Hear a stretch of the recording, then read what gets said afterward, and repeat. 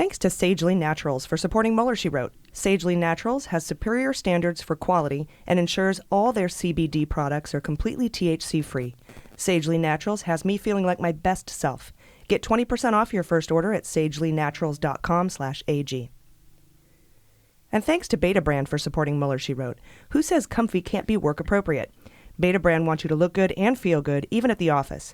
Go to betabrand.com/AG, all lowercase, and get 20% off your dress pant yoga pants today. This is Seth Abramson. I'm the author of Proof of Collusion, and you're listening to Mueller, She Wrote.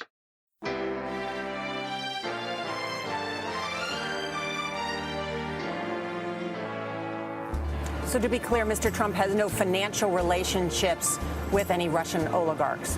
That's what he said. That's what I said. That's obviously what our position is.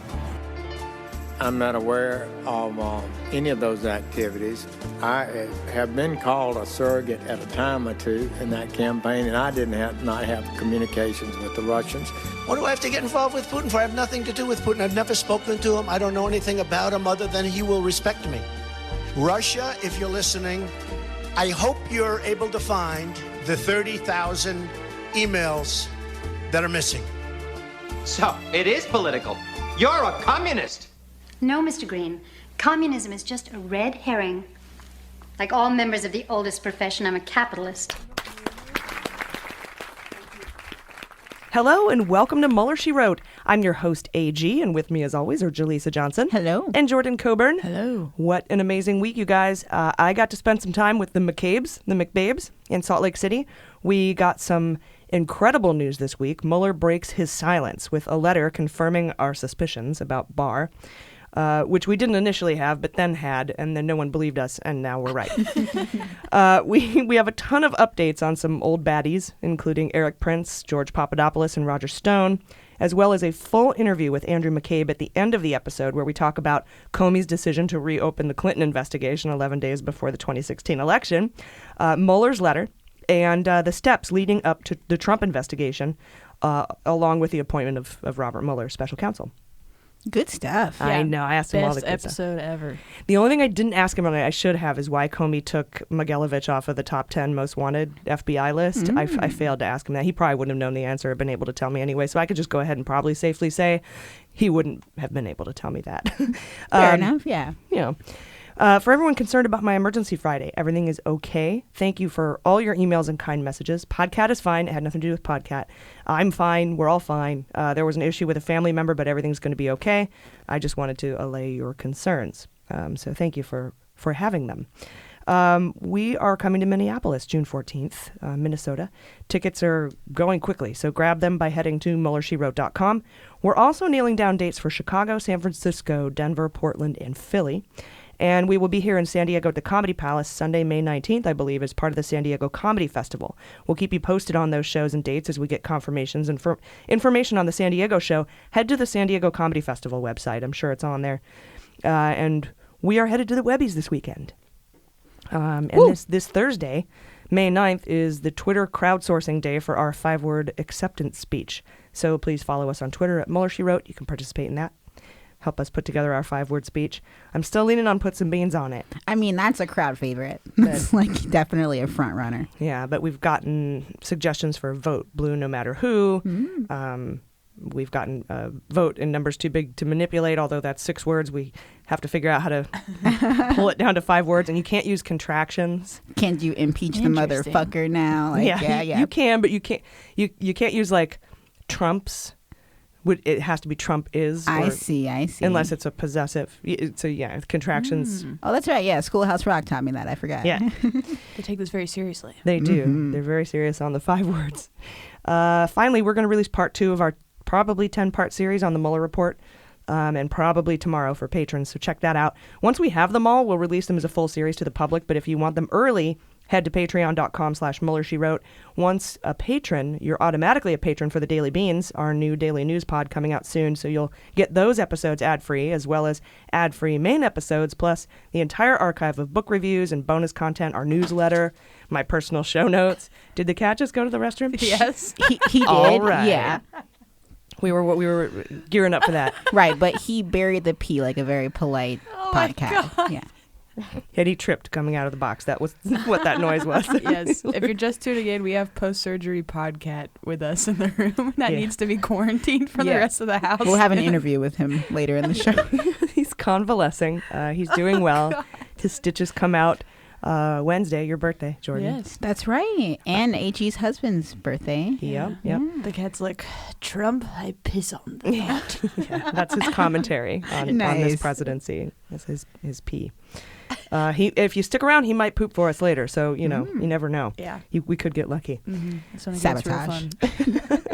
All right. Anyways, with all that out of the way, guys, it's time for my favorite news segment, Corrections. It's a mistake. It's hard for me to say I'm sorry. I apologize. Shut the fuck up! All right, guys. During one of our daily episodes, it appeared I was using the word tacit to mean express. And it's actually the opposite. A tacit agreement is like a wink and a nod, or it's an understood or implied agreement without being stated, which is not enough to convict in conspiracy cases, but is probably what happened in the Russian coordination efforts between the Trump campaign, Trump allies, and members of the Russian government. Got it. I was saying it has to be a tacit agreement. No, that's not correct. It has to be an explicit or express agreement. I was using the word tacit incorrectly. Good to know.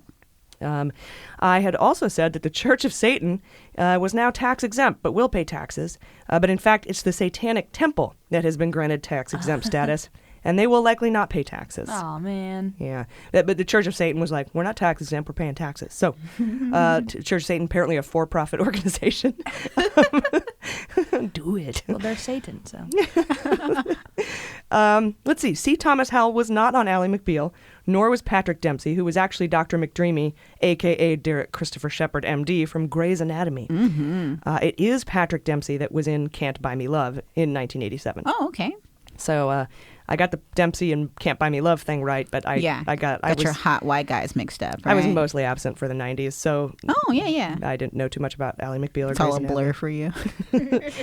Someone had told us the actor who plays Hyde in that 70s show is an alleged abuser, sexual assaulter. He was fired from his role on the show The Ranch, produced by Ashton Kutcher, when Netflix learned of these allegations. Now, he was never charged with a crime, but he's a Scientologist. Oh, God damn it. Apparently, the Church of Scientology had filed over 50 affidavits from Scientologists who denied the women's account. Oh, so they denied it. Okay, that solves that problem then. Yeah. I mean, if you're going to believe like the sanity of anyone's testimony, it should be a Scientologist. For sure. That's what I always say. Yeah. Do they? Nope, they have tax exempt status. Eric Holder was not held in contempt for refusing to appear before Congress. He was held in contempt for recommending Obama assert executive privilege and not turn over subpoenaed Department of Justice documents, as he viewed the subpoena as overly broad and it would upset the balance between the executive and legislative branches. That's very different from what Barr is doing. Mm-hmm. Right, but also something that could very much play out in the coming days. Oh, yeah, easily. And I'm sure we'll hear more about it from Trump allies. What about Eric Holder? Because they bring up all the relevant stuff. All right, all whales are mammals. My first instinct was correct. I just think my brain had a hard time being comfortable saying all of something is something. You didn't want to generalize without knowing for sure. Yeah, because there are always exceptions, but no exceptions when it comes to whales. Mm-hmm. Dolphins and porpoises are not whales, but they're all mammals. Got it. Now we've got that straight. Thank you, all of our marine biologist listeners. Mm-hmm. All right, guys. Thank you again for helping us be better. If you have any corrections, do not hesitate to send them to hello@MuellerSheWrote.com using the fluff stab fluff method of feedback, also known as the shit sandwich, which is say something nice, then give the feedback, then end with something nice. We're much more receptive to that. Yeah, we like that. And with corrections out of the way, let's get to the week's Mueller news with just the facts. All right, so as we know, a couple of weeks ago, Congress issued a friendly subpoena for Mazars' tax firm to hand over Trump's financial documents in response to Cohen testifying that Trump had inflated his assets for loan applications. And Trump sued to block the release of these documents, and Congress agreed to postpone their subpoena to allow the courts to decide, to adjudicate that. Well, this week, in response to a Deutsche Bank and Capital One subpoena, Trump, his kids, and his org sued to block those banks from handing over financial documents that would include parts of his business and personal tax returns. The lawsuit was first reported by the New York Times and was filed in the Southern District of New York in response to the subpoenas from the House Financial Services Committee and the House Intelligence Committee. In this case, just like in the Deutsche Bank and Capital One case, the House has postponed, in the Capital One and Deutsche Bank case, just like the Mazars case, the House has postponed the friendly subpoenas until the court weighs in. The court date in this case is set for May 22nd, and the Mazars court date is May 14th. So they're coming up pretty fast. Mm-hmm. Yeah, good. Because I know that's all of Trump's tactic is to just delay. Yeah. That's exactly right. He's just delaying it. We have beans on Trump losing both of these cases, and as he's citing presidential harassment, which isn't a thing. But this week in California legislation, we passed a bill that would require anyone running for president and vice president to release 5 years of tax returns, or they don't get to appear on the ballot. I have a suggestion, too, for Trump saying all this presidential harassment stuff. Let's just call it, like, locker room subpoenas. He should understand that, right? It's just locker room subpoenas. Yeah, no big deal. Just grab him by the pussy and move along. Puss up. So this vote in the California legislature ran along party lines, with all 10 Republicans voting no, who I'm sure have wonderfully clean tax returns. Your call to action this week is to call Governor Gavin Newsom's office and tell him to sign the bill. His phone number is area code 916-445-2841. That's 916-445-2841. Call him up and say, sign that tax release bill. Because that's awesome. I like transparency. Yeah. Mm-hmm. Also this week, Adam Schiff has hired the ex-director of the FBI Financial Crime Section, Patrick Fallon, to bring his significant expertise to the Senate Intelligence Committee's efforts to scrutinize Trump's financial dealings. According to Schiff, the investigations pertain to any credible allegations of leverage by the Russians, the Saudis, or anyone else. He just says, or anyone else. According to Frank Figliuzzi, he's the former assistant director of the counterintelligence division at the FBI, the fact that he hired someone at the former senior executive service level from within the FBI's financial crime section denotes an effort to apply significant resources to examining and analyzing the financial findings. And he says, quote, by the time you get to the head of the financial crime section, you would have substantial white-collar crime and global financial crime experience, both at the street level and the supervisory level, and his role at headquarters would have had him overseeing the bulk of all financial crime cases in the FBI. Fallon started at the FBI in 1992, and he worked on Ken Starr's probe of Bill Clinton, having called Monica Lewinsky's lawyer on her behalf while Starr was questioning her. Wow. Yeah. So that's that guy. Apparently, I don't know why the financial crimes expert was... Yeah, I was going to say, how does that relate? Yeah, just an interesting little fact there. Monica Lewinsky's going to be at the Webbies. She won a Webby. Oh, nice. Yeah. For being Monica? For being Monica. Nice. Yeah. Cool. I hope we get to run into her and meet her. Mm-hmm. But yeah, probably my guess is he wasn't head of the financial crimes unit at the time he did that. Yeah. That was probably later on in his career. I think he left the FBI in 2017. Correct me if I'm wrong. There are a couple of significant Roger Stone updates this week, and Jaleesa will cover those later in Hot Notes. Oh, yeah. Politico has a story out this week about Chuck Schumer, the Senate Minority Leader, calling for a boost in election security for the 2020 election after the release of the Mueller report. Makes sense, right? Right. Schumer wrote this letter to his Democratic colleagues, throwing some pretty heavy shade at the Trump administration for not adequately responding to the attack on our democracy. Schumer is asking for a classified briefing from the Trump administration, including the heads of the Department of Homeland Security and the FBI Cyber Command Unit, detailing what steps they are taking currently to protect the integrity of the 2020 elections. This comes on the heels of reports last week that we talked about indicating that former Department of Homeland Security Secretary Kirstjen Nielsen was told by acting White House Chief of Staff Mick Mulvaney not to bring up election security with the president. Not a good topic to talk to the president about. Yeah. In addition to the briefing, Schumer wants legislation to secure the elections. He wants additional funding for state and local election officials, which Mitch McConnell blocked in 2016. And he wants new sanctions against Putin. All sounds fair. Yeah, it's not unreasonable. High five. I'm with him. Then Wednesday, Attorney General Bill Barr appeared before the Senate Judiciary Committee, and Jordan has those highlights later in the show. Crazy.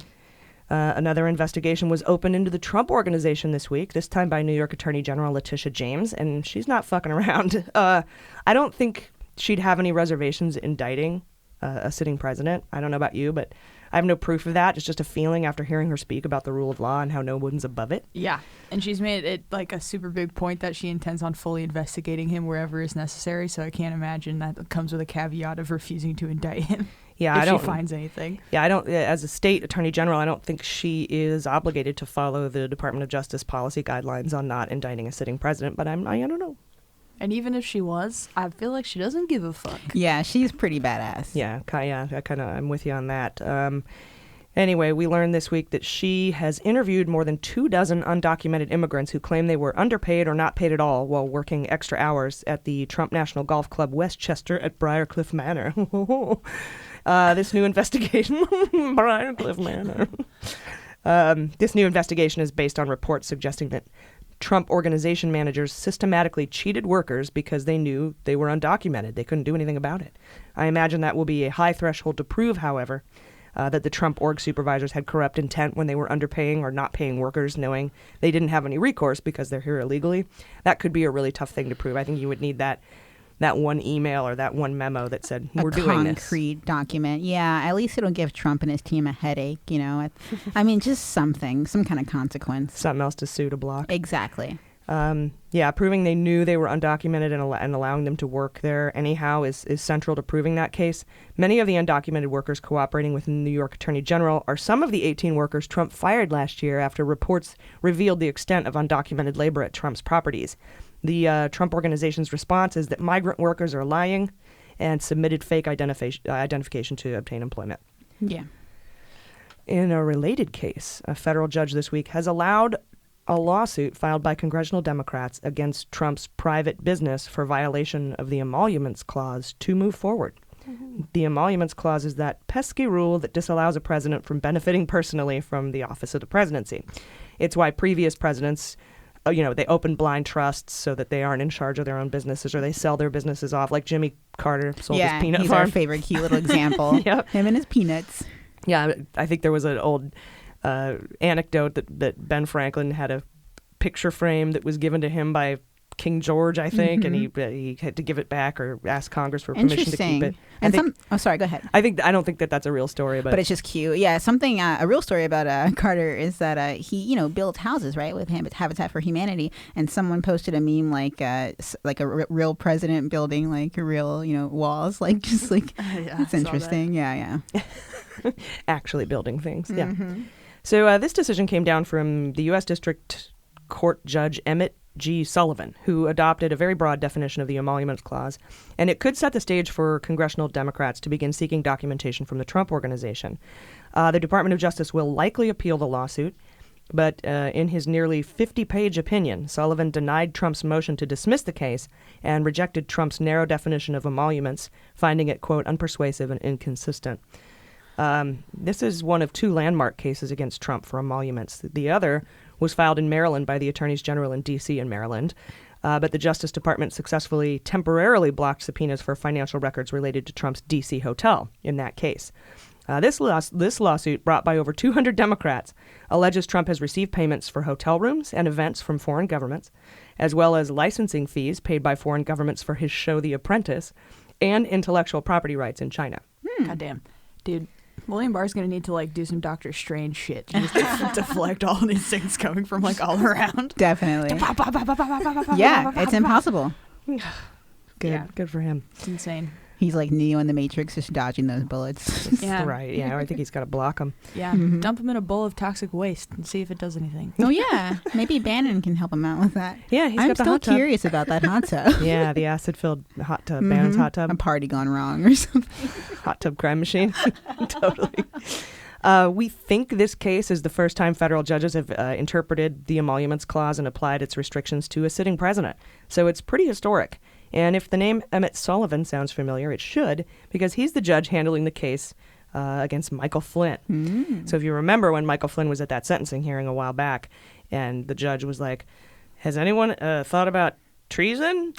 and the government was like, we talk about that later, bro. Yeah. And then he's like, Michael Flynn's like, yeah, I'm ready to be sentenced. And the judge is like, are you? Because you don't want me to do this today. Right. Because I just read everything under those redacted bars. You don't want me to.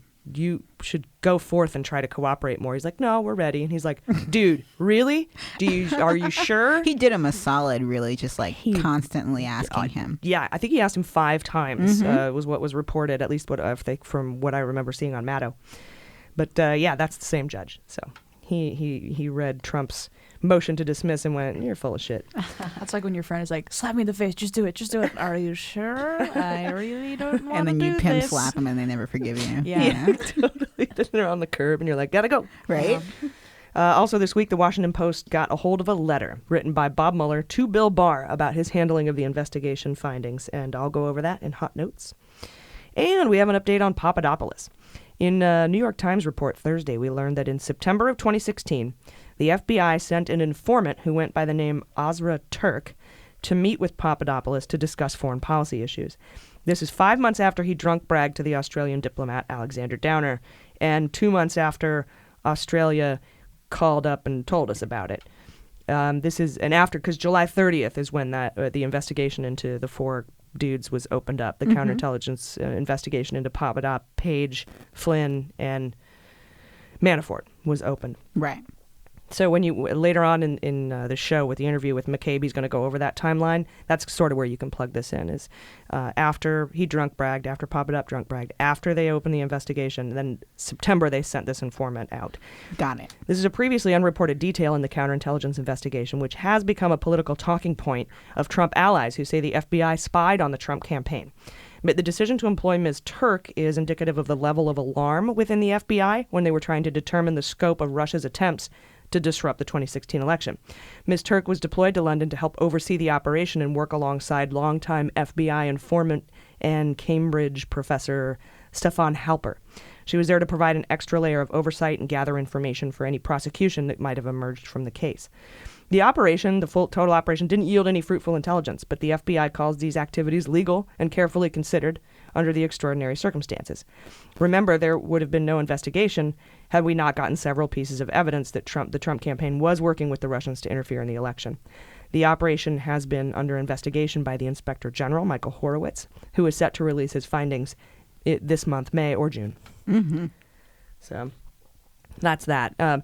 This should give Trump more reason to talk about how that he was spied on.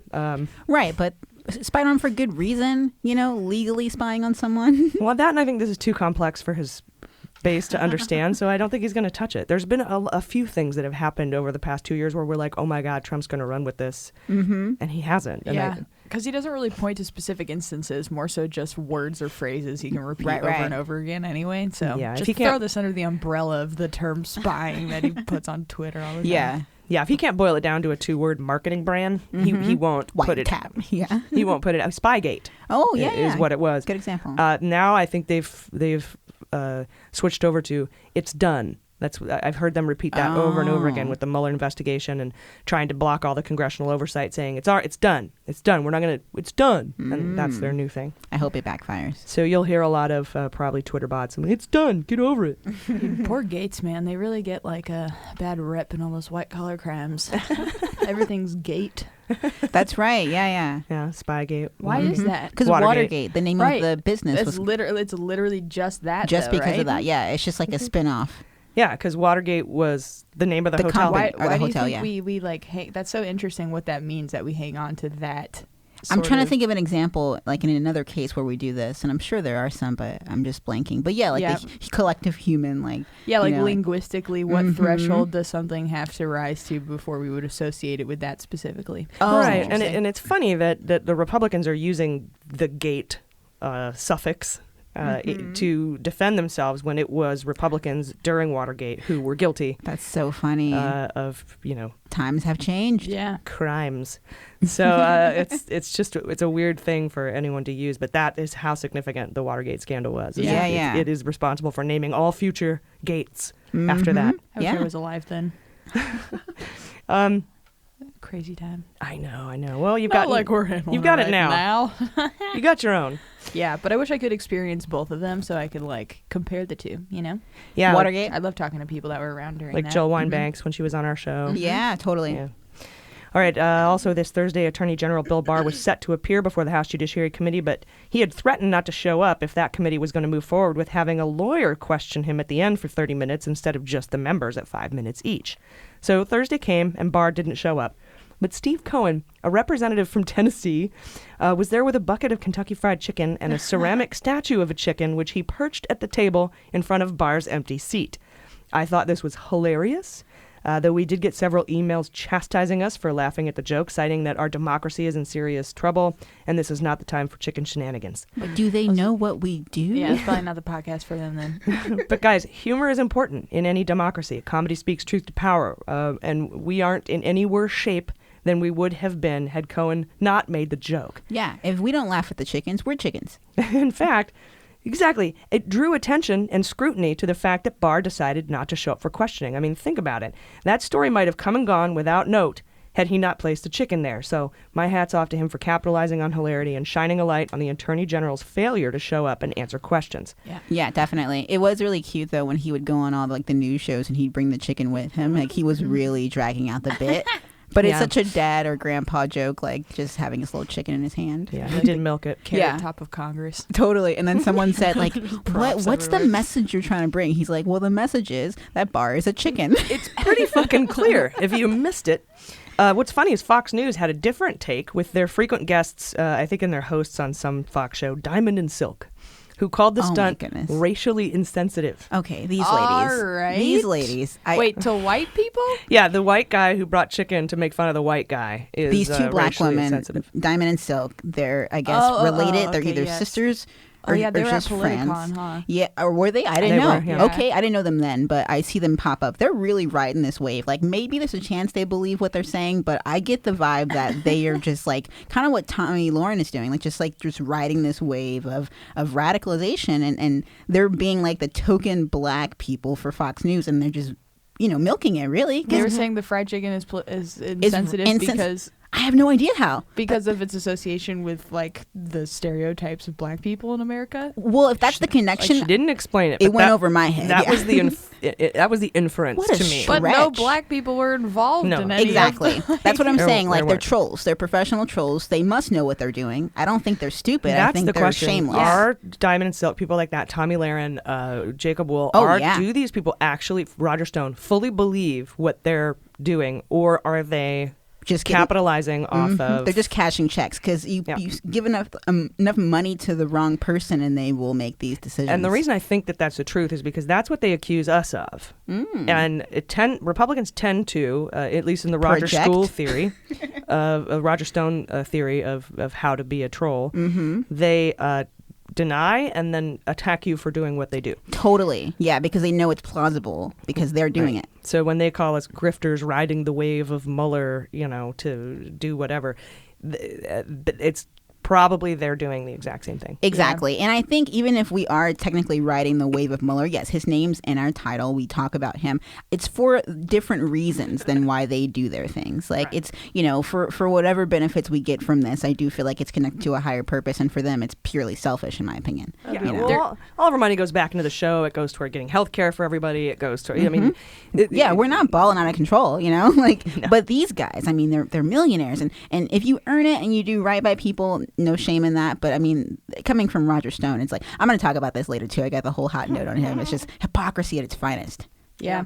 These Fox News people are method actors and crisis actors. They're method actors, and their method is madness, and that's all they fucking do is just really go to the bit because they get money from it. So I think that it's for sure you have to start at some level of a conservative right to do that. Of course, but there's no goddamn way that they believe all that shit that they say. Like Alex Jones doesn't either. He admitted it. He called himself a performance artist. Yeah. Oh, yeah, when he got sued. No, even before then, I think, right?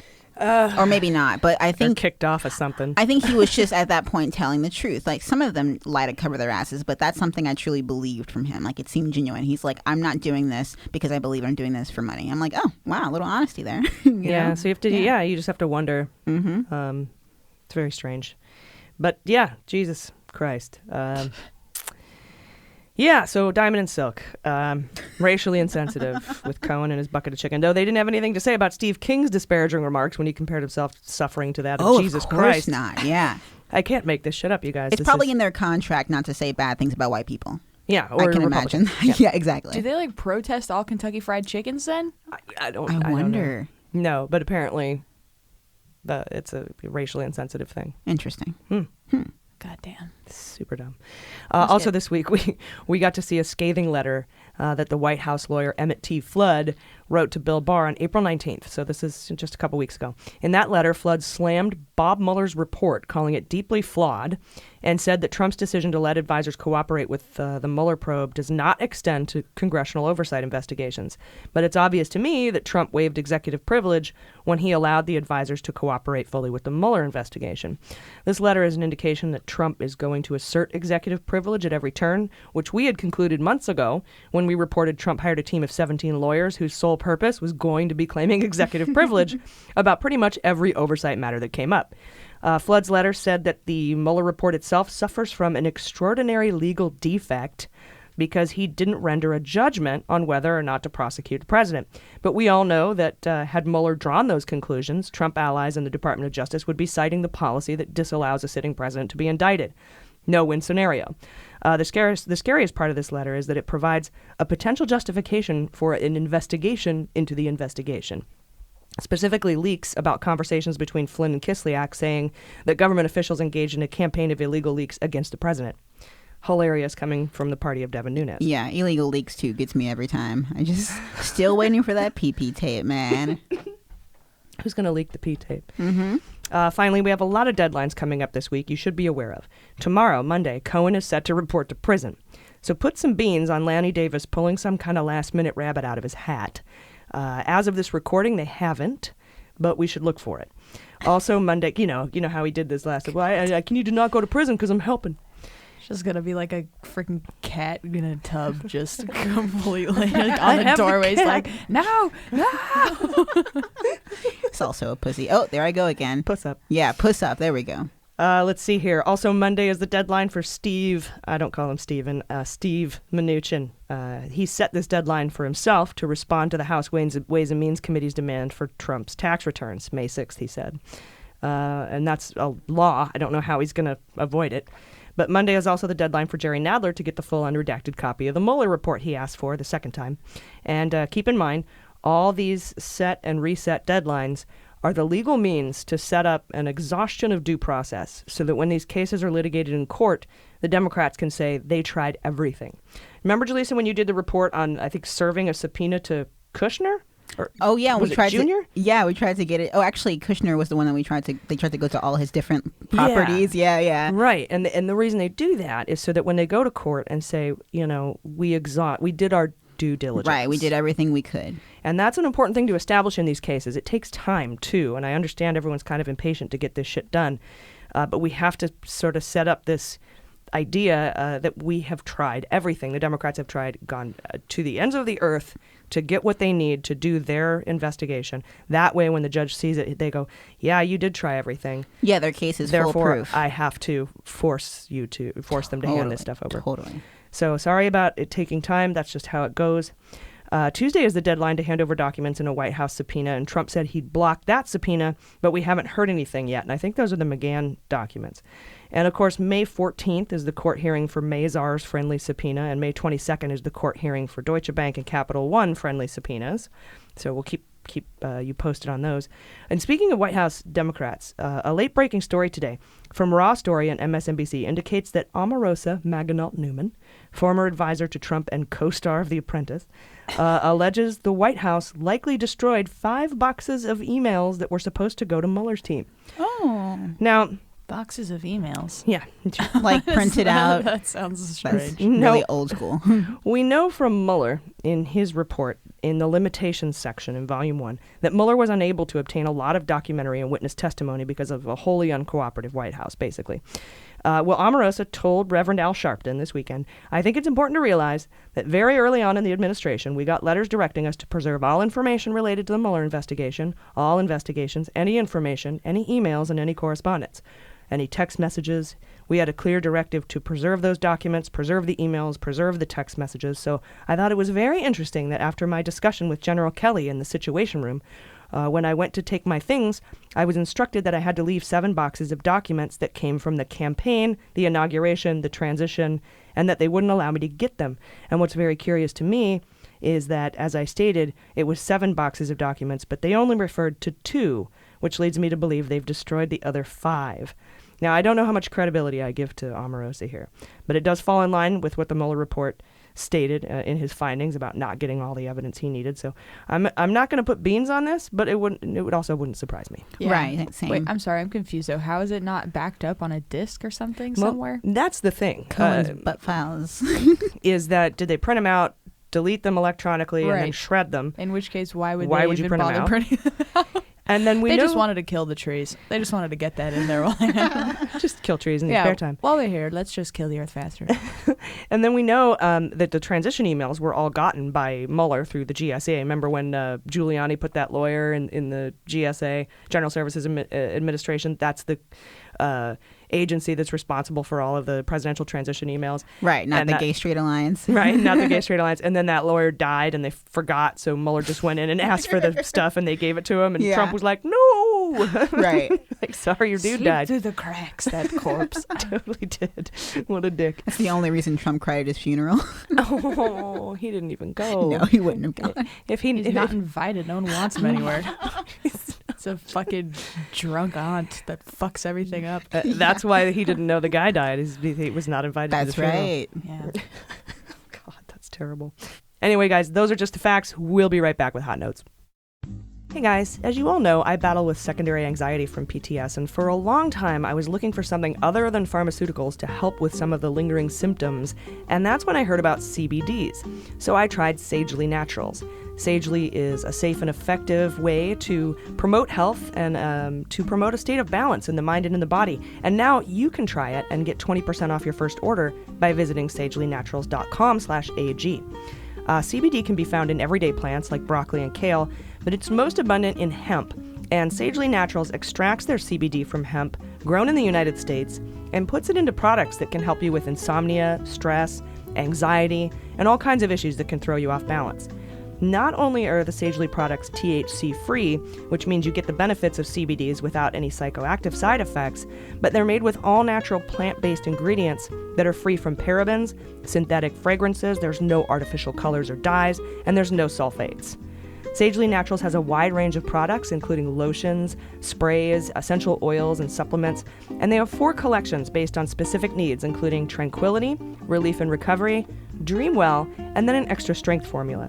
I personally use Tranquility. It really helps me with my generalized anxiety and stress. Sagely Naturals has me feeling like my best self, and you can get 20% off your first order at sagelynaturals.com/AG. That's SAGELY naturals.com/AG for 20% off your first order. These statements have not been evaluated by the FDA, and these products are not intended to diagnose, treat, cure, or prevent any disease.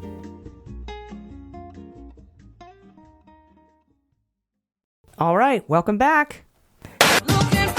Hot Notes. All right, welcome back. Today, Jordan, you're going to go over Attorney General Barr's testimony to the Senate. What a wonderful time. Yeah, what a day it was. But first, Jaleesa, you have an update on Roger Stone. A couple of them, actually. I do, yes. So on Friday, we learned that a series of Roger Stone briefs were filed by the U.S. Attorney for D.C., Jesse Liu, along with 2 other attorneys who used to work on Mueller's team, Adam Jed and Aaron Zelinsky, basically the Justice League. So these guys filed the briefs to respond to Stone's ridiculous efforts to 1, have his indictment dismissed, 2, demand access to the full Mueller report, 3, his claim that he was basically being profiled, and 4, his argument that Mueller's appointment was inappropriate. He's being profiled. Right. Like, for his head shape. Yeah, I'm personally offended by that one. And he's won a talk because, as we reported, Stone was charged in January with obstructing the House Intelligence Committee's investigation of Russian interference in the 2016 election. So when it comes to being inappropriate, don't go throwing Roger Stones in a glass house.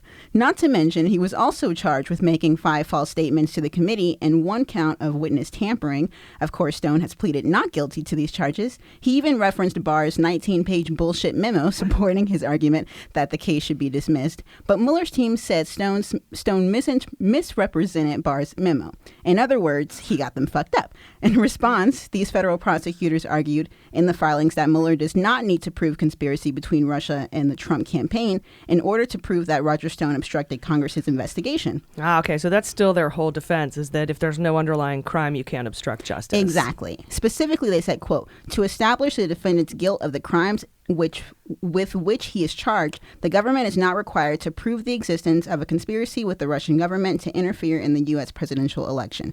And while this statement completely contradicts Rudy Giuliani's tweet from last week, to be fair, even Giuliani contradicts Giuliani, so I'm sure he'll understand. And just in case you missed it, Rudy tweeted from his bad boy cave that, quote, an obstruction case where there is no proof of an underlying crime is questionable. If you add to it nothing actually obstructed, there's no case. And then he went back into his cocoon. Prosecutors also said, quote, while the Department of Justice's... He climbed out. Yeah, right. Some slime all over. Tweet, and then crawled back into his cave. I can just see it now. Transforming into my final form. Spun the web out of his butthole and crawled back in. And prosecutors also said, quote, while the Department of Justice's position is that the indictment or criminal prosecution of a sitting president would impermissibly undermine the capacity of the executive branch to perform its constitutionally assigned functions, it also takes the position that a criminal investigation during the president's term is permissible, which is a pretty big deal. They're basically saying that if the Constitution prevented the president from being investigated while in office, then the government would not be able to properly preserve evidence while the memories and documents are still fresh and available. They also mentioned that without an investigation, how could the president even be formally cleared of any wrongdoing? Furthermore, this is so simple, guys. It really is. Trump and his campaign did actually conspire with the Russians. They just couldn't find the evidence because it was either deleted or they pled the fifth or they lied or they destroyed boxes of emails. And so there was actually an underlying crime, just not enough evidence to prove it. Yeah. And so there was reason for Trump to want to obstruct justice. If there wasn't, he wouldn't have said, oh, my God, my presidency is over. I'm fucked. Exactly. That's motive right there. That is, what is that called? Guilty consciousness of guilt. Mm-hmm. So it's super basic and totally obvious to anyone with half a brain. Yeah. Totally legal. Totally cool. Yeah. Totally legal. Totally cool. Furthermore, prosecutors argued that Stone was mistaken because, quote, the investigation was not specific to the president and the indictment itself related to Stone's behavior, not Trump's. They even cited the Nixon investigation as a reference. They said, quote, merely investigating a president, his campaign, or others who worked with them raises no such difficulties. Prosecutors also argued against Stone's efforts to transfer his case from his current judge, Amy Berman Jackson, or Judge Jackson if you're nasty. And as we know, she was also the judge for the Manafort case where he ended up in jail. So what's up, Roger? You scared maybe a little bit?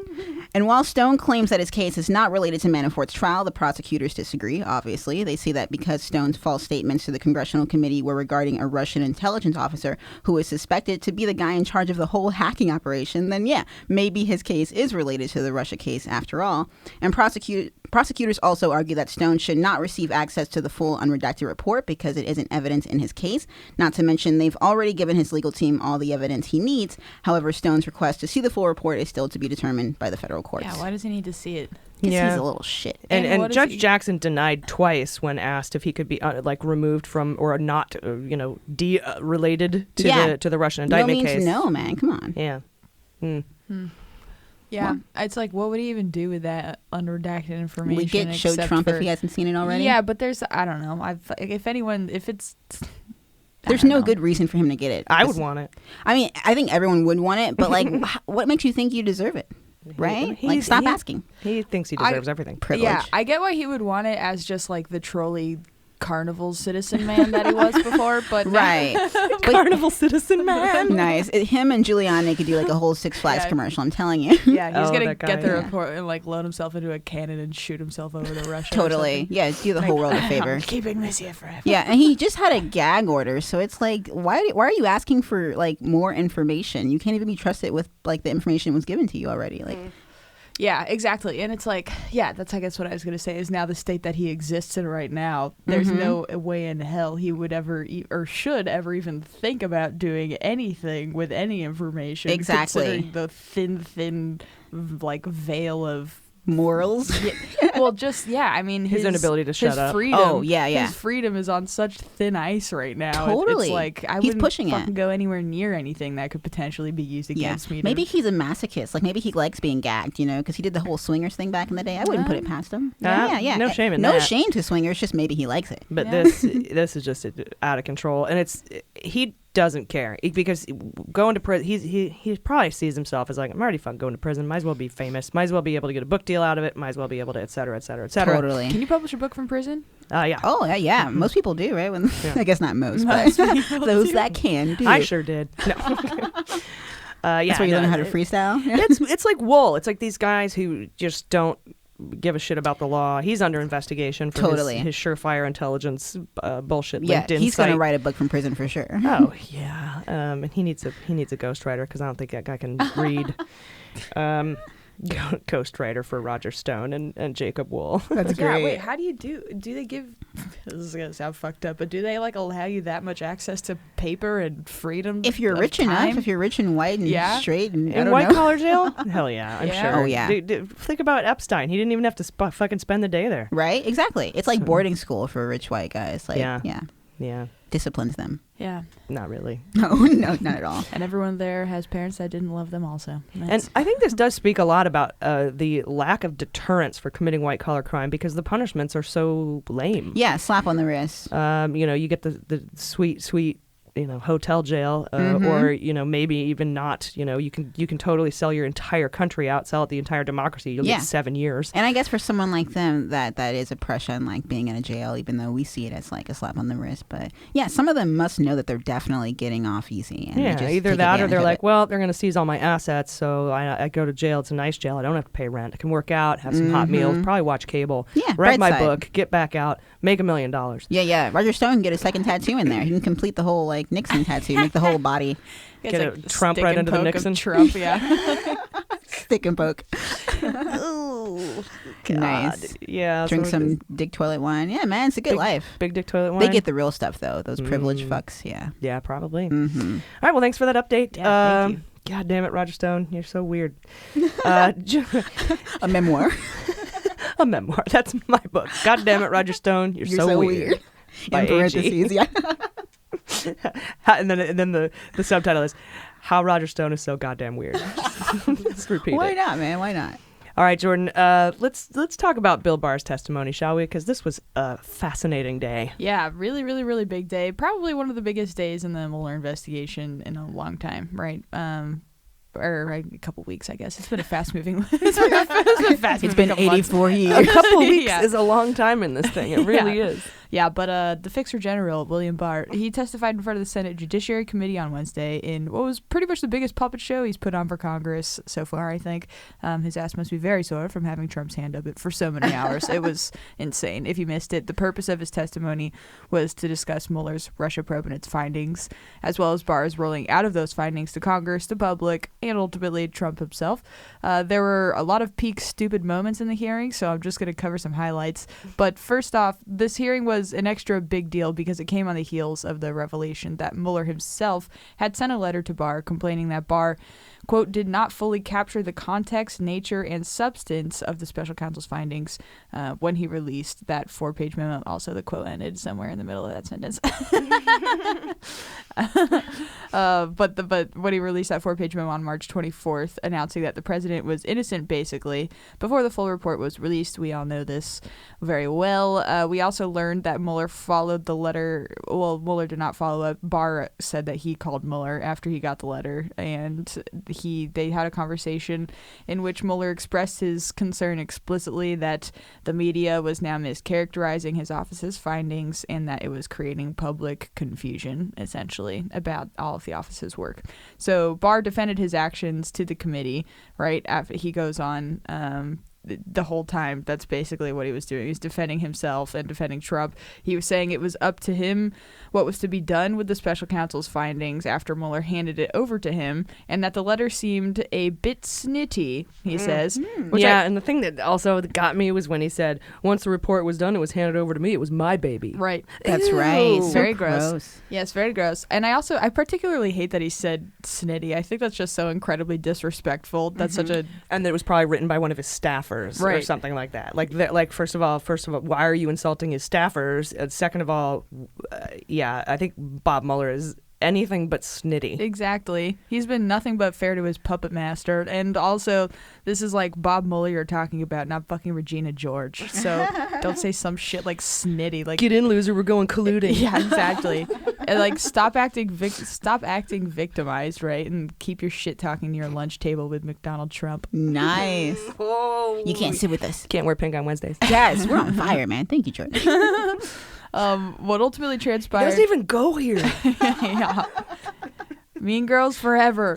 Yeah. The most quotable movie My of all husband time. just finally watched it. Really? And you can imagine, like, my old ex-punk rock, former Reagan Republican, beardy, original hipster husband. Original hipster Republican husband.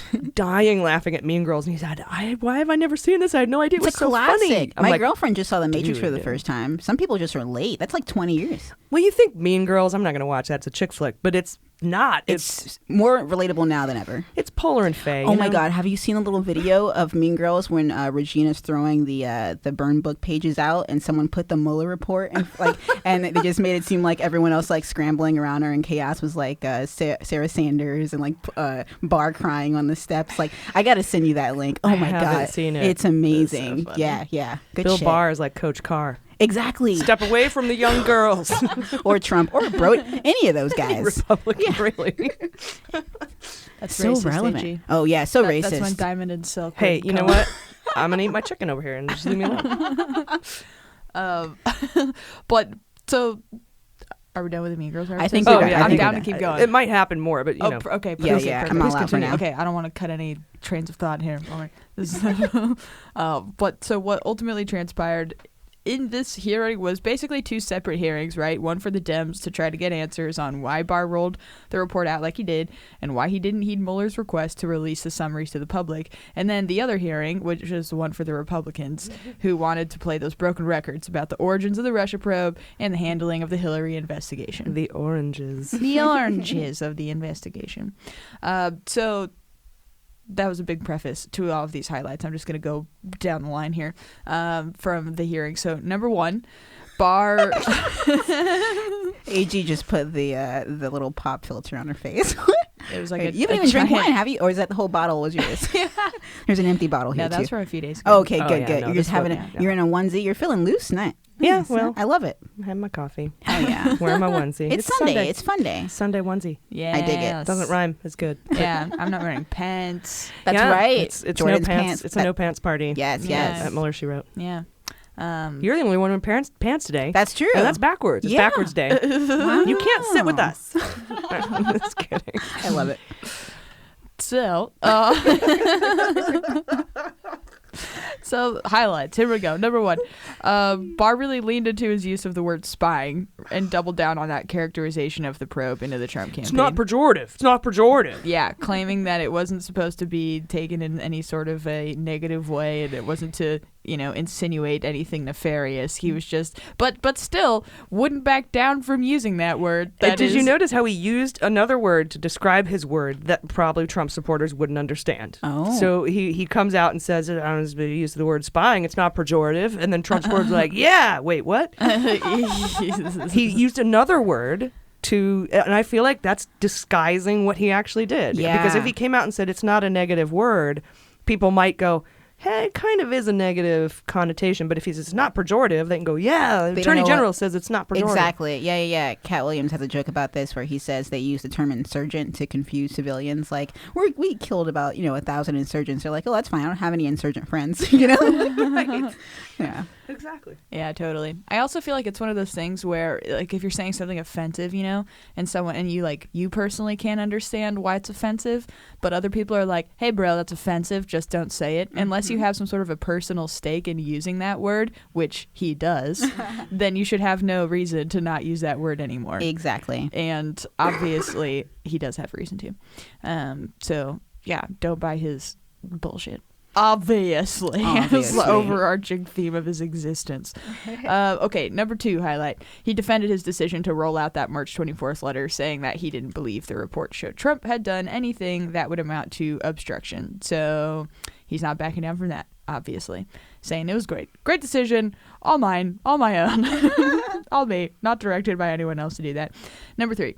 Barr said that since Trump found the probe to be unfair, there was no corrupt motive in Trump trying to fire Mueller, which would, in so many words, absolve Trump essentially of doing anything that was, again, nefarious. But we know that is also bullshit. So still can't do that. And that is yet to be determined, or at least yet to be enforced. But Congress, get on that shit, because that's not okay. And number 4, he said, stop trying to make spying happen. It's not going to happen. Yeah, exactly. We should have a segment called Congress Get On That Shit. Get on that shit. This song could be Get Down On It. No, it's not going to work. It's a near. Yeah, no worries. Sorry, guys. No, that's fine. Okay, 4th highlight. He says that he sees no conflict between Trump fully cooperating with Mueller and the shit that he tried to pull with Corey Lewandowski. He says that those things can exist and apparently not be related to each other. As a reminder, the thing that he did with Corey Lewandowski, this is when Trump asked a private citizen at the time to go and limit the scope, essentially, or I should say the time frame in which Mueller was to investigate Trump and Trump's... Oh, that's right. He said to tell him to go tell he can only Mueller that you can only investigate the after. future. Yeah. Yes. I'm from the future. Yes. In the year 2000. Yes. And then obviously Corey Lewandowski doesn't do that because anyone with a brain on their head would not. And also, he's a private citizen and has zero fucking authority to do that anyway. Seriously. And he told Mueller, I was asked to do that. That's the only way Mueller could have known that, unless he got notes from Andy Donaldson or Priebus the Mole or something. Yes. Priebus the Mole. Dude, someone should do a sketch, maybe SNL, where like Trump gets subpoenaed from the future. That would be great. Yeah. Porn. But so yeah, Barr saying, acknowledging the fact that stuff happened, but that does not constitute trying to get in the way of Mueller's investigation. Which I can't. What is then? What would be obstruction of justice? Or does he think that it is obstruction of justice for regular people, but not the president? That's what I was going to say. It's like, as long as he's president, I don't think he believes he can obstruct. I think it's all fair game for him. Or what he could be saying, and he has said this, is that if there's no underlying crime, then you can't obstruct justice. So I don't know if it's that, or if a president can't obstruct justice, or both. Like if he thinks he's unfairly being investigated, then the investigation is like make believe. So right, because he did say that, right, in his testimony. He said, look, the president felt he was being falsely accused. He's allowed to try to stop those kinds of investigations. Right, yeah, because this is even worse. This isn't even about like his own decisions on whether or not he obstructed justice. This is just him saying that this is taking two facts, or not facts, because one of them is blatantly untrue. One of them being that he fully cooperated, the other being that he did not cooperate. And regardless of whatever judgment he's making on those actions, he's saying that those two can exist together in a mutually exclusive way, and they just cannot.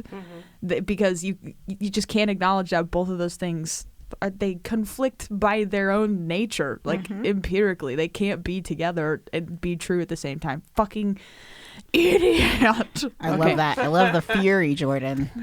So then, you got logic. You're pissed off about some logic shit. Yes, it's just so. It's so.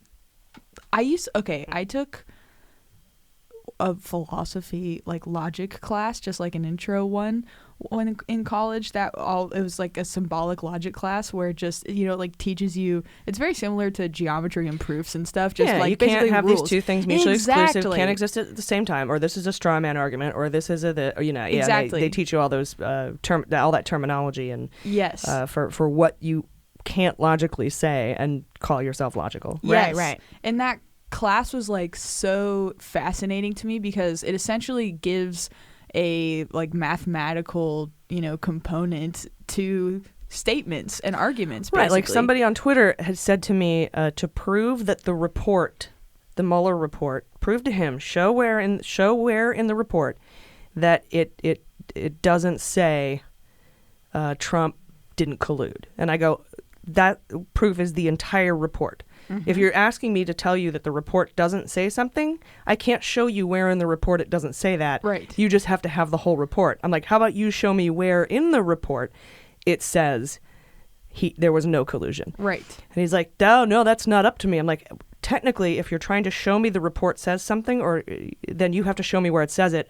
I can't show you where it doesn't say it. It's kind of like trying to prove God doesn't exist. Yes. Right? It's the same logical fallacy where, and he's like, I win. And then he retweeted my tweet and he's like, look, everyone, she can't tell me where it doesn't say this in the report. And I'm like, God. It says, read the whole report. It's not in there. There you go. And yes, that kind of exactly. Oh my God! Why can't you understand? Yes, and that's what I found to be so fascinating about that whole idea of like the symbolic logic or whatever. But basically, just if everyone could speak that language and everyone could just look at it, you can literally prove how statements are untrue. Mm-hmm. And it's so frustrating that you can use language like he does and like other people do to manipulate the truth out of what's right in front of your face. Yeah, Ashrangappa calls it reflexive control. It's actually a Russian active measures trick. Oh. Mm-hmm. It's why they started to bring up the word collusion in the first place. So that because collusion's not a legal term, at the end they could say there was no collusion, and we're all like, ahead, yeah, you're correct. That's not a legal term. Right? They plotted this. They knew what they were getting into. Absolutely. Yeah. Ugh. All right. Number 5. So Barr also said that he couldn't recall if he discussed any of the ongoing cases stemming from the Mueller probe with the White House, which my phone, I just realized, autocorrected to whorehouse. Yeah. Nice. Keeping it real. Autocorrect. Amazing. Okay, number 6. Kamala Harris had an amazing moment where she trial-lawyered the crap out of Barr's ass and got Barr to confirm that he did not read the underlying evidence of the Mueller report. Yeah, so she's like, so your letter concluded that the evidence doesn't show he obstructed justice, and that's what you based your decision of no obstruction on, but now you're telling me you didn't even see the underlying evidence. So how can you possibly say the evidence shows something when you haven't seen the evidence? And he's like, yeah, he was like a little muppet.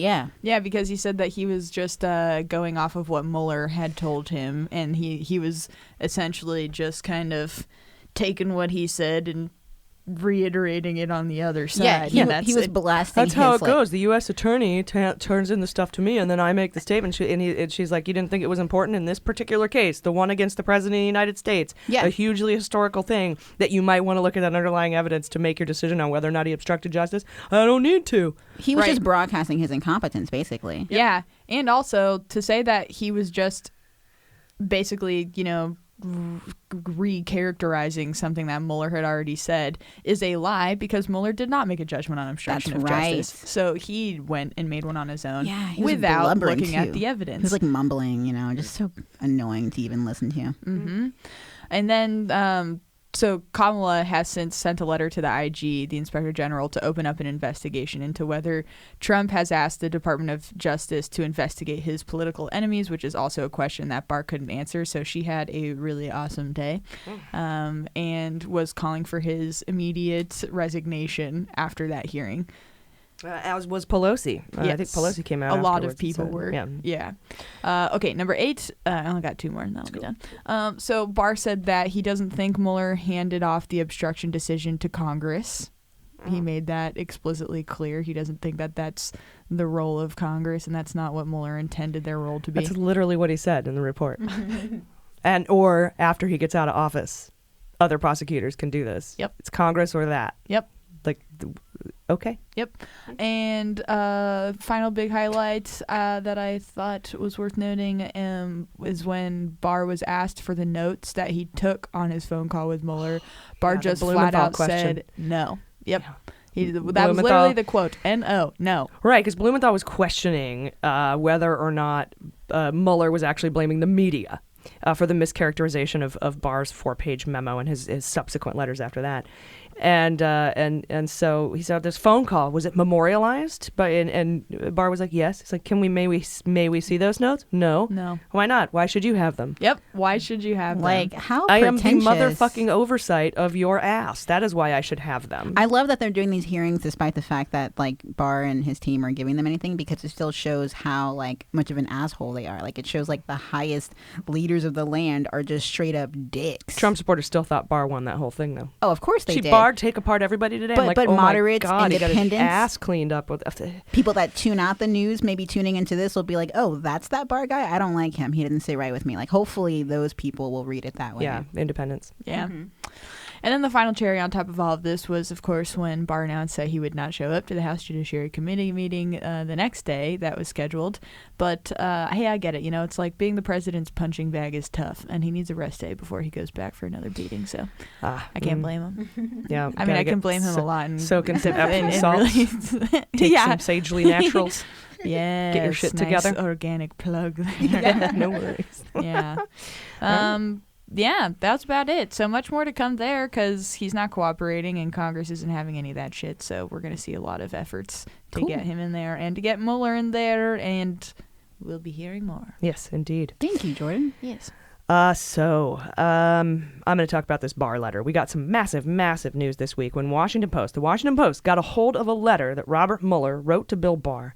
And the reason this is so incredible is that Mueller was so troubled by Barr's handling of his findings that he felt it necessary to memorialize it in a letter, or 2 letters, actually. And Andrew McCabe and I will speak about this a little bit later during the interview. It's called Going to Paper. But not only is this letter a referendum on the mischaracterization of Barr's summary of Mueller's findings, but it's the most we've heard from Mueller at one time. So let's go over this letter, which we will also include in our weekly newsletter for patrons. I got a picture of it for you. So this letter is dated March 27th, written received March 28th, and whoever received it spelled received wrong. The letter opens, quote, "I previously sent you a letter dated March 25th, 2019, that enclosed the introduction and executive summaries for each volume of the special counsel's report marked with redactions to remove any information that could potentially be protected by the Federal Rule of Criminal Procedure 6E, that's grand jury material, that concerned declination decisions or that related to a charged case. We also had marked an additional 2 sentences for review and have now confirmed that these sentences can be released publicly." So, first off, we learned that this is actually Mueller's second letter to Barr. What? Yeah, because the first line is, I wrote you that letter March 25th. Mm-hmm. Well, I'm writing to you again saying those other 2 sentences are fine to release. He's following up, yeah. This is his second letter. Thorough. Right? Due diligence. Mm-hmm. He then straight up requests that Barr release the enclosed, redacted summaries to Congress and the public. I'm requesting you release these. The letter goes on to say, as we stated in our March 5th meeting, and reiterated to the department early on the afternoon of March 24th, the introductions and executive summaries of our 2-volume report accurately summarize this office's work and conclusions. The summary letter the department sent to Congress and released to the public late in the afternoon of March 24th, that's Barr's letter, did not fully capture the context, nature, and substance of this office's work and conclusions. We communicated that concern to the department on the morning of March 25th. There is now public confusion about critical aspects of the results of our investigation. This threatens to undermine a central purpose for which the department appointed the special counsel to assure full public confidence in the outcome of the investigations. So he's now saying, your letter fucked shit up, and it threatens to undermine one of the central purposes of my appointment in the first place. So he's developing these issues, putting them down on paper. So now we know they met March 5th, which is shortly after Barr was appointed. Confirmed. We know they spoke March 24th, and then they communicated about it again the morning of March 25th, which is probably that first letter that he referred to that we haven't seen. The letter continues, while we understand that the department is reviewing the full report to determine what is appropriate for public release, a process that our office is working with you to complete, the process need not delay the release of the enclosed materials. Release at this time would alleviate the misunderstandings that have arisen and would answer congressional and public questions about the nature and outcome of our investigation. It would also accord with the standard for public release of notifications to Congress cited in your letter. Quote, the Attorney General may determine that public release of congressional notifications would be in the public interest, unquote. So now he's using what Barr said to kind of lay out the groundwork of why he should release the enclosed materials. Also, just poking holes in his entire argument, basically. Yeah, and laying his foundation for any future litigation that might arise from this. Nowhere does he mention the media mischaracterization, which is Barr's whole thing. He said Mueller, was upset about the media's mischaracterization, not mine. But there's not mentioned in here at all. Yeah, passing the buck. So now we have multiple occasions during which Mueller has asked Barr to release his summaries, including the meeting March 5th, and then again on March 24th before Barr issued his letter, then in a release after the release on March 25th in the morning, then during a phone call Barr testified to on March 25th, then again in this letter on March 27th. All 5 times Barr ignored him and wrote his own misleading summary and then blamed the press several times for mischaracterizing the findings. Like I said, you could see Mueller didn't mention the media in this letter at all. Barr testified that he asked Mueller on the phone if his letter was inaccurate, and he said Mueller said no. But accuracy and context are not the same thing. So sure, it's technically not inaccurate, right? But it's certainly misleading. And as Mueller said, it fails to capture the substance and conclusions properly. What's extraordinary here is that weeks after he got all 5, maybe more, requests from Mueller to release his summaries because Barr's letter missed the mark, Barr was asked in front of Congress if he knew what Mueller thought of his letter, and he said he didn't know. He was asked twice, and in a Dem caucus meeting after his testimony this week, Pelosi pointed at Charlie Crist, who asked him that question and said, "He lied to you." And that was when Pelosi came out and declared that he committed a crime and should resign. Barr That's did. intense for Pelosi. Yeah, she's really a measured person. After Barr's testimony this week, Lindsey Graham said he's not going to have McGahn or Mueller testify, but then changed his mind, writing a letter to Mueller asking if he felt Barr misrepresented their phone conversation. Barr testified that Mueller said his letter was not inaccurate and that he blamed the media for the mischaracterization, and Graham has told Mueller to please inform the committee if he'd like to provide testimony regarding any misrepresentation by Barr on the substance of that phone call. Do you think he will? Maybe. Or we could get the notes. Or you could read his letter. It's pretty clear who he blames. So Graham doesn't want Mueller to testify, but he's giving him a chance to respond to that small part of his testimony, of Barr's testimony. I'm sure that Mueller will be testifying either in the House or the Senate in short order. In fact, I got news today. May 15th is the tentative date that they've set up for him to testify in the House. Okay, good. And that the Ides of May. So... And it is technically the Ides. Ides fall in March, May, September. It is the Ides of May. Wouldn't you think Barr would want to get in there before Mueller does then? You'd think, but no. He's completely lying. He can't even lube the truth at this point. However, he's all out of lube. He's all out of lube. Or maybe he wants to wait. Lost with that. Sorry, I thought you were going to go into I was doing air supply. Yeah. Maybe he wants to wait for Mueller to go in there, and then he knows what he needs to negate. Yeah, and before we got that information that they agreed on May 15th, we knew Mueller still technically works for the Department of Justice and has been available to testify, but the Department of Justice has been slow-rolling Congress on setting a date, which is possibly more interference and delay tactics used by Barr to keep his false narrative out there as long as possible. That's what they're pushing back the truth totally as long as possible so that this message of it's done and I'm innocent can sink in, has time to cook, And now Senate Dems, in addition to Kamala Harris, are calling for an inspector general investigation, like you said, into whether the White House has asked the Department of Justice to open any investigation into Trump's political opponents. Jordan, you talked about that. In addition to that, Senate Dems are also calling for an IG investigation into Barr's handling of the release of the Mueller report. This comes after the House asking for all the communications between Barr and Mueller. Remember, that was a while back. And I'm confident we will get to the bottom of this, but is it too late? Right? That first release of Barr's letter may have shut the door on reality for a lot of folks who either wanted to hear Trump was innocent or weren't invested enough to question Barr's interpretation of Mueller's findings. So we might be out here just trying to get at the truth for truth's sake alone, which is reason enough for me. So I'll continue to do it. Anyway, that's the amazing letter we got from Mueller. And stick around because we're going to come right back here with the Fantasy Indictment League and sabotage, but then we have the interview with Andy McCabe and when we talk a little bit about Mueller going to paper. So we'll be right back. Hey Mueller junkies, this is AG here to sing the praises of Beta Brand. Who says work appropriate can't be comfortable? Beta Brand wants you to look good and feel good even at the office.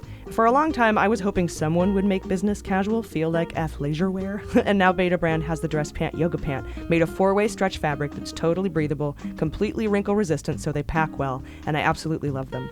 I wear them on stage for every show because I like to move around and be comfy. I like to look professional and feel totally comfortable. Nothing's worse than being distracted by uncomfortable biting dress pants that don't move with you. It can really take your mind off the task at hand. So the dress pant yoga pant comes in all kinds of colors and patterns. You can get boot cut, skinny, crop or straight leg, and they come in 4 different lengths. And they have dress pant details like belt loops, faux zippers, pockets, real pockets, and buttons. Personally, I wear the black straight leg long dress pant yoga pants because I'm tall and pretty much everything I wear is black, so they've got me covered. But they also welcome crowdsourced ideas and have hundreds of designers and thousands of designs to choose from. I get complimented on mine all the time. These will seriously be your favorite pair of pants. Like I said, I wear them on stage, then I wear them out to cocktail parties, meet and greets. I wore them when I met the McCabes. They don't bite, they don't itch, there's no tags, they're breathable. I cannot say enough good things about these pants. So head to betabrand.com/AG, all lowercase, and grab a few pairs today. That's betabrand.com/AG, and you'll get 20% off your first pair of the most comfortable pants you'll ever own. Are you guys ready for sabotage? Yes.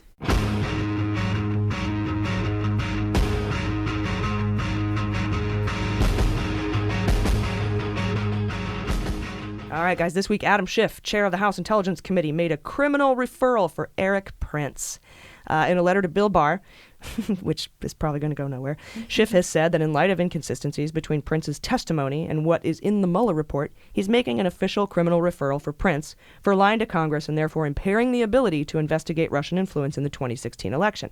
Schiff pointed out 6 different times that there were discrepancies related to his efforts to set up a back channel between the Trump transition team and Russia. Prince's lawyer, Matthew Schwartz, says that Prince fully cooperated with Mueller and there's nothing new for the Department of Justice to consider, nor is there any reason to question the special counsel's decision to credit Prince and rely on him in drafting his reports. That's something we don't know, is what the proffer session for Prince was like, and if he helped Mueller and Mueller let him off the hook for lying, or why Mueller didn't charge Prince with lying. Right. How bomb was that proffer? Yeah. And it's probably in one of those redacted 12 cases that were referred, unless he didn't lie to Mueller and just to Congress. And that's what makes up for the discrepancies. And this is conjecture, but I'm pretty sure Schiff and Mueller communicate, and that Mueller would have told Schiff if Prince wasn't charged because of his cooperation. I don't think Schiff would have made a referral after talking to Mueller about this. For example, he has yet to refer Don Jr. or Kushner for lying to Congress, which both did, saying he's not prepared to move forward with those yet, but that the Prince crimes are ripe. So make the necessary adjustments to your fantasy indictment draft. And speaking of that, it is time to play the Fantasy Indictment League. Ooh. I'm gonna be indicted! No, wait, it's gonna be okay. Indicted! Honey, Dick. Indicted! Honey. I'm gonna be indicted! Hold it, they can't. It's gonna be okay. Just calm down. I can't calm down, I'm gonna be indicted! All right, Jaleesa, you get to pick first this week. Ooh, well, of course, Eric Prince. No, you dick. All right, Jordan. Okay, Trump inaugural. Good one. I'm going to go Felix Sater. Okay. Assange. All right. WikiLeaks. Nice. Trump Organization. Yes. Okay. Yes. Weisselberg for you. All right. Carl Klein. Oh, good one. I'm going to go Thomas Barack. Oh, yeah. The inaugural. Barack, yeah. I will go with, we didn't say Corsi yet, right? Nope. Cool, Corsi. All right.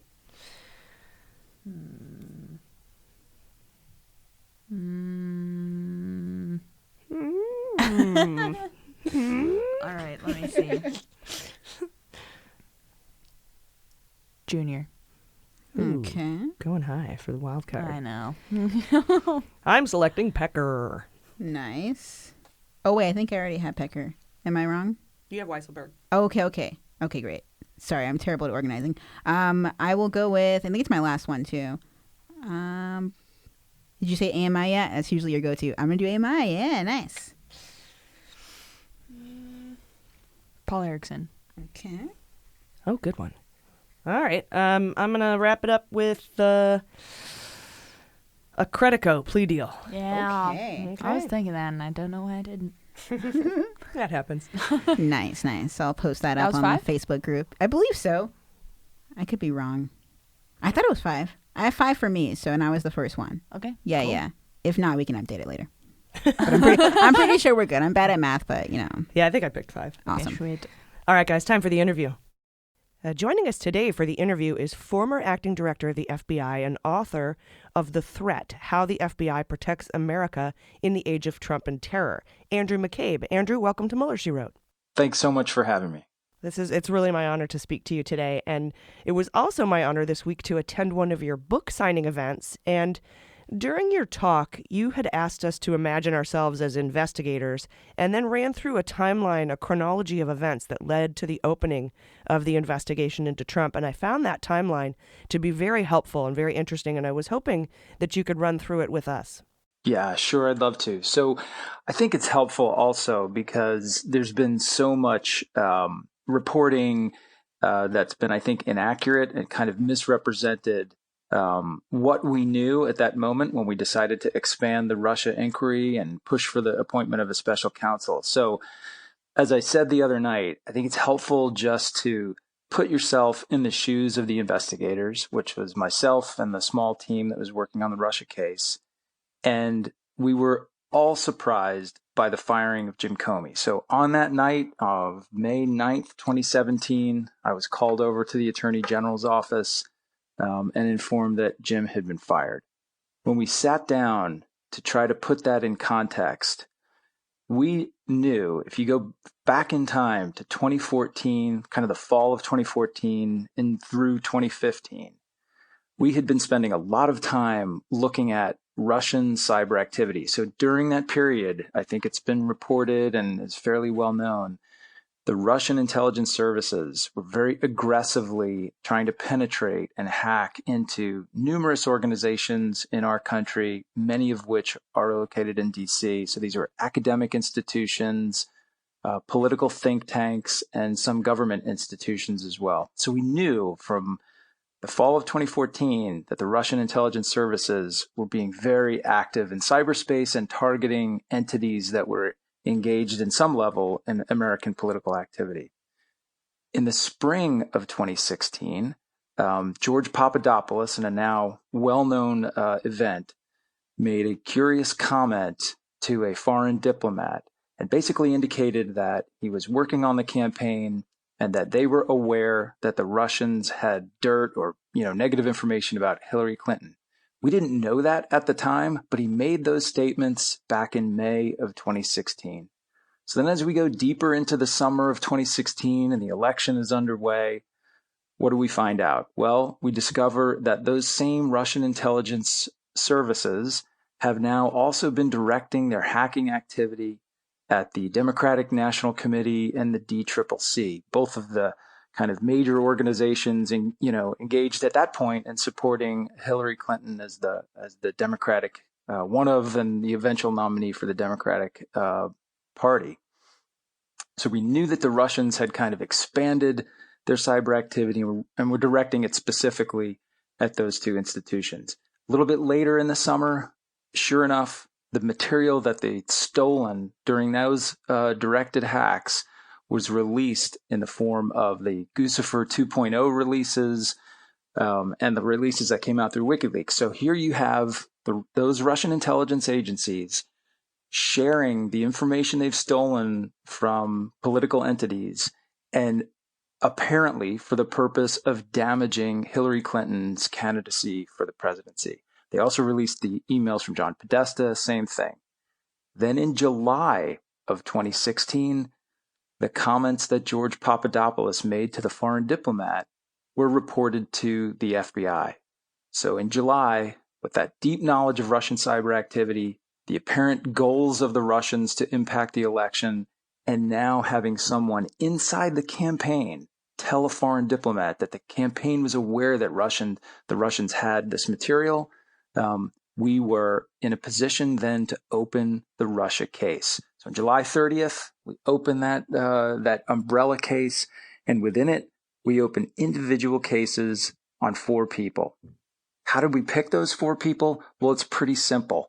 If you have a suspicion, if you have reason to believe that the campaign might be coordinating with the Russian government, our most serious foreign adversary, we simply stepped back and said, well, what people who we know are connected to the campaign also have established ties to Russia? And that's how, of course, we came up with those first 4 individuals. George Papadopoulos, for obvious reasons. General Mike Flynn, who had had some high-profile interactions with Vladimir Putin, Carter Page, who is someone known to us for a long time to have had interactions with Russian intelligence, and also Paul Manafort. Then in the fall of 2016, we received for the first time the Steele information. So that information collected by Chris Steele, who was a known reliable source to the FBI, that is provided to us after the Russia case had been opened. We didn't know quite what to make of the Steele information. He had given us, as I said, solid and reliable information in the past. So it came kind of from a well-known source, but the information itself was broad and controversial and alleged all sorts of things. So we set about the kind of meticulous process of trying to vet that information that we received from Chris Steele. So that's pretty much where we are in the fall of 2016. Then in December of 2016, after the election, we were asked by President Obama to conduct kind of an assessment of what we thought about Russian activity involved in the 2016 election. And of course, the results of that are well known. We produced the Intelligence Community Assessment, it's a joint product between the CIA, the FBI, and the NSA, in which we concluded with high confidence that the Russians had certainly meddled in the campaign. They had done so first and foremost with the purpose of trying to sow division and kind of distraction in our democratic process. Second, they did it to hurt Hillary Clinton's chances of getting elected because they particularly did not like the prospect of a Clinton presidency. And third, they did it to assist, to help Donald Trump get elected. So that gets us to January. At this point, we start to have some very concerning, odd interactions between President Trump and Jim Comey.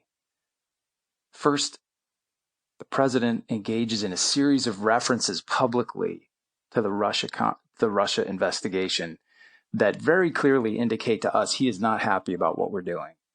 He consistently refers to the investigation as a witch hunt or a hoax or a sham. So again, as investigators, we take that as a sign that the president does not want us to be doing what we're doing, that is, investigating Russian influence on the campaign. Next, he requests a pledge of personal loyalty from Director Comey in a well-known and oft-repeated incident that took place during a dinner between the two. Following that, he actually asks Director Comey to discontinue the Flynn investigation. The investigation into Mike Flynn, which is a part of our Russia case, he asks that we drop it completely. And that was really a watershed moment for me and for others. I think one that indicated to us that the president's odd statements were more than just kind of, the statements of someone who is unsophisticated and doesn't know how the FBI works. Right. You're starting to get inclinations now that these little hiccups of obstruction here and there, and this is all kind of adding up into sort of a seeming pattern, right? That's right. So he's, clearly doesn't want us investigating Russia, has now asked us to stop part of that investigation. And then he repeatedly asks Director Comey to kind of make a public announcement to tell the world that he's not, in fact, under investigation. So those are all the things that bring us to May of 2017, right? So all this really well-substantiated malign cyber activity by the Russians, clearly for the purpose of helping President Trump, then this odd behavior on the part of the president and kind of, throwing a wet blanket on the investigation, asking us to drop the Flynn investigation, pushing Director Comey for loyalty. On that background, on May 9th, he, of course, fires Director Comey. And in the days that follow, he does additional strange things. Like first, he pushes me to embrace this false narrative that Director Comey was fired because people in the FBI didn't like him. Clearly not true and not something that I was willing to support. He then tells the Russians in the Oval Office that he's fired the director and that firing him has relieved a lot of pressure on the president and the administration from the Russia investigation. Very strange thing to say to our adversary in the Oval Office, right? I mean, and then, of course, he makes the comments to Lester Holt that he was thinking about Russia when he fired Director Comey. So with that incredibly dense background, with all of that information, we then look at what is our responsibility now. What is it that we're supposed to do as the investigators, right? We're not the prosecutors. We don't take anyone to trial. We don't convict anyone. We don't throw people in jail. We simply decide what gets investigated. And are we at the point here where we should open an investigation on the president? And that's kind of, where it ended up and where it all led to. And I guess one of my first thoughts would be that letter that Rod Rosenstein wrote to justify the firing of Comey, and that apparently Rod Rosenstein didn't realize his letter was going to be used in that capacity. But I was always curious as to why, as a potential witness for obstruction of justice, he was allowed to oversee the investigation in the first place. Yeah, that's a great question. And it's not one that I can answer because I have the same concerns about why Rod made that decision. Recusal is an interesting thing. It's basically, as an official in the government, if certainly as an investigator or prosecutor, you're confronted with these situations frequently. You have an ethical obligation to kind of review the facts, sometimes seek guidance from your ethics advisors and your conflict advisors. But ultimately, the decision is up to you. It's like nobody can really force you to recuse. It really has to be something that you decide. In this case, Rod had played a major role in the firing of Director Comey, which in and of itself might have been the most significant obstructive act by the president. It's been, of course, now detailed in the Mueller report and referred to as a potential act of obstruction. So having played a role in that act, it was always odd to me that Rod did not step aside from an investigation in which he would be considered at least a witness, if nothing else. But speaking of the Mueller report, something that really struck a chord with me in your book was when you talked about going to paper, which is usually you don't put things down in writing unless it's very critical. And so I was hoping you could share with us your reaction to Mueller going to paper in his letters. Now I think there's 2 letters. We've only seen one, to Attorney General Bill Barr, objecting to his characterization of his findings and what kind of an enormous thing that is for him to go to paper like that. Yeah, going to paper, I know this is kind of one of those things that people who are not in government will, kind of dismiss as being goofy or, it's like a war between bureaucrats or something, but it is actually pretty significant. I mean, you are obligated to maintain records of the documents that you do create and exchange with each other. So everyone is aware that sending an official letter is establishing an indelible record about a decision or an issue. And so you really only do that when you want to make your position perfectly clear in a very strong way and one that you want people to be able to refer to later. So if you might be mad at someone else and call them up and have a heated discussion with them and try to work out some sort of an agreement, that happens all the time. You really only go to paper and send the letter when you're expressing a strong opinion and you want others to be able to refer to it later. So I can only imagine that those are the sort of considerations that Director Mueller and his staff thought about and went through when they wrote that letter. Director Mueller is an incredibly careful, kind of judicious guy. He's not the kind of guy that flares off, and reacts emotionally and things like that. So I read the letter. I was struck by how strongly he kind of establishes his position. So it's my guess, and this is speculation here, that he felt, very strongly about the things that he explains in that letter, and he wanted to do it in a way that ultimately the world would see. So I take it very seriously. Yeah, that's kind of what we thought about it as well, especially after your characterization of the whole idea of going to paper in the first place, which we learned from your book. And while I've got you, I wanted to ask you, I would be remiss if I didn't ask you, why you think, and this is an old thing, it's an old subject, but we've got a battle of the Comey going on with the listeners of our podcast. Some people believe Comey should not have reopened the Hillary email investigation just days before the election and possibly lost her the election. And others think he might have been forced into it. because of potential leaks that could have come out of the New York field office. And I was just wondering if you could maybe go over quickly with us, if you're able to, the timeline of events that led to that decision to reopen the case, and if you agree with it. Yeah, I can tell you a little bit about what I know, AG. I obviously, well, maybe it's not obvious. I'll just say I wasn't there for the ultimate decision to notify Congress about the fact that we'd essentially reopened the case. I was traveling at the time. I had basically set up the meetings that led to that decision point.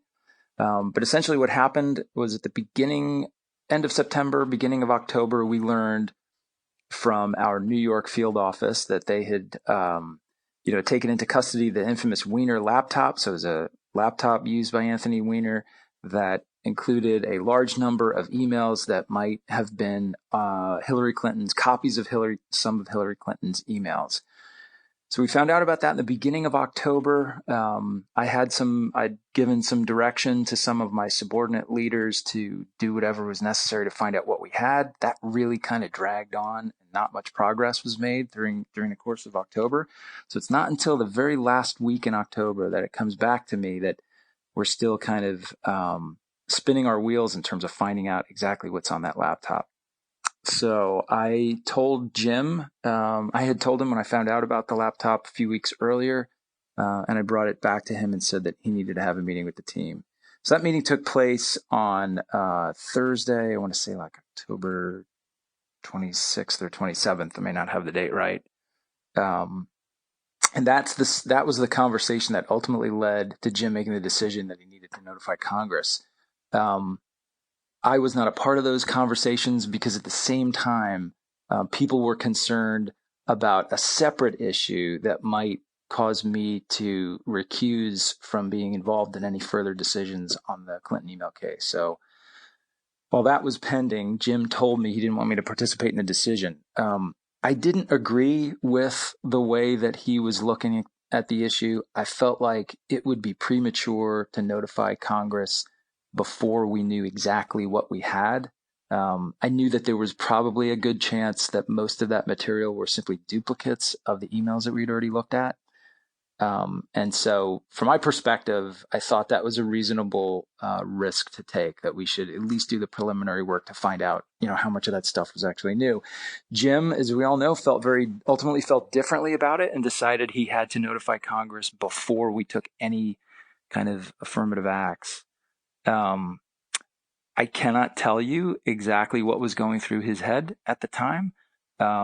Jim has explained it in his own way that he felt like it was two very, tough options, and he picked the one that he thought was the least bad. But I think it's undeniable that the public revelation of the work that we were doing there, certainly had an impact on the results of the election. Yeah, and I guess that's why I don't really understand the whole idea of a deep state conspiracy, where if you guys were really, really, truly wanted to not have Trump win the election, you could have revealed that he was under investigation and not reopened the Hillary case. It kind of flies in the face of the idea that it was all a big conspiracy to take down Trump. Yeah, you're absolutely right. I mean, that's just a convenient and kind of inflammatory political talking point, but has no basis in reality whatsoever. I mean, if you look at the decisions we made through that summer into the fall, right up to the election, they were hard choices. They were kind of unprecedented things. We tried to do everything we could to avoid stepping into the election. Unfortunately, we weren't always successful. But to suggest that there was some overarching political conspiracy behind the decision we made is just absolutely false. I'll refer back to the decision we made in May, ultimately to open the case on the president. I walked through that whole timeline of everything we knew at that point. And our authority says when you have an articulable factual basis to indicate that a crime may have been committed or that a threat to national security might exist, that's the threshold that says, okay, now you need to conduct an investigation. That's the decision we made. It wasn't because it was political. We liked Trump. We didn't like Trump. We were trying to overthrow the government. had nothing to do with any of that. It was simply acknowledging what is our obligation as, the country's investigators at this time. And we certainly had ample facts to believe that a threat to national security might exist. Yeah, and you had said you're obligated to open that investigation at that time, under those circumstances. And if you do not open that investigation, then you're acting in a political way. Sure. Yeah, exactly right. So if we had decided, you know what, we have all these facts and all this information, it's clear we've met the threshold, but let's not do it because it's the president. I mean, that would have been making a political decision. And those are the sorts of decisions that nobody wants the FBI to make. We are supposed to investigate people from, regardless of political party, regardless of social status, position, anything like that. Everyone is the same in front of the law to us. Yeah, definitely. And I appreciate your take on that. But before I let you go, you're currently under criminal investigation. And so I know that you're raising money for your legal defense fund. Your amazing sister-in-law is helping out with that, who I was lucky enough to meet this week. And I think that this is your legal defense fund for your current criminal investigation. I think our listeners would be happy to contribute if they could. Could you tell them where they can do that? Yeah, AG, I'm sad to say that you're right. After we're now a year in to the criminal investigation of the DOJ IG's referral of my report over to the U.S. Attorney's Office in the District of Columbia. And so they are conducting an investigation. We've interacted with them numerous times and tried to be as cooperative as we can. Not sure how much longer that's going to take, but it's been, as you can imagine, enormously stressful, financially and psychologically and everything else. So we do have a legal defense fund set up, and you can find it at McCabeDefense.org. That's McCabedefense.org. Yeah, of course, anytime. And thank you again so much for spending time with us today. We really appreciate it, answering my questions best to your ability, and there wasn't a lot of redacted material, so I thank you for that. But everyone check out the New York Times bestseller, The Threat, out now wherever books are sold. We've covered it in our MSW book club, and you can check those episodes out if you're a patron. We'll be releasing them to the public soon. Everyone, former acting director of the FBI, Andrew McCabe, thanks for joining us today. Thanks, AG, very much for the great interview, but also for the incredible work that you guys did with the book club. Well, you wrote a great book, so thank you for that. Thanks for doing this. I appreciate it. Have a good day. All right, guys, that's our show. Thank you so much for listening. If you know anyone that needs more information about the Mueller investigation, don't hesitate to send them our way. If you get a moment, please head to Apple Podcasts and subscribe and give us a rating. It really helps us out. We'll be at the Webbies next week. I think we'll get to record something for you guys at a studio in New York. Yeah, we've got some arrangements or options, so we'll keep everybody posted with that. We'll get you something Sunday night for sure, no matter what. Someone offered to, one of our patrons that's coming to hang out with us actually is the one that has a studio. So yeah, we're gonna hang with some patrons. So at the Webbies? Mm-hmm. Oh, great, cool, yeah, perfect. We'll get to record something. We will be playing it by ear. Either way, we'll have something for you, like I said, next Sunday night. Thank you again for your kind words and support. Any final thoughts, guys? I don't have any. I know Jaleesa had something. Oh, yeah, I have two. First one, shout out to Clayton in Hawaii. I know you guys probably saw all his pictures. Yeah, he's just one of our really cool patrons, so just a quick shout out. But also one of our patrons and good friend of the pod, George Woodward, passed away, unfortunately. And in the private Facebook group, one of his friends, Kate, said, I know if he can find a way to make it work, he'll be haunting all those colluding, conspiring fuckers, or at least messing with their electronics. So this episode is dedicated to George, right? Absolutely. Yeah. Rest in peace. Really good spirit. So thank you, George. Yes. And definitely. Thoughts out to his family. Much love. Yes. Everybody, please be kind to yourself. Self-care, very important. Take care of each other. And we will see you soon. I've been AG. I've been Jaleesa Johnson. I've been Jordan Coburn. And this is Mueller, She Wrote.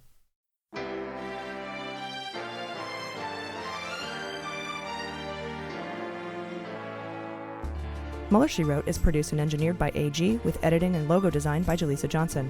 Our marketing consultant and social media manager is Sarah Lee Steiner, and our subscriber and communications director is Jordan Coburn. Fact-checking and research by AG, and research assistance by Jaleesa Johnson and Jordan Coburn. Our merchandising managers are Sarah Lee Steiner and Sarah Hirschberger Valencia. Our web design and branding are by Joelle Reeder with Moxie Design Studios, and our website is MuellerSheWrote.com.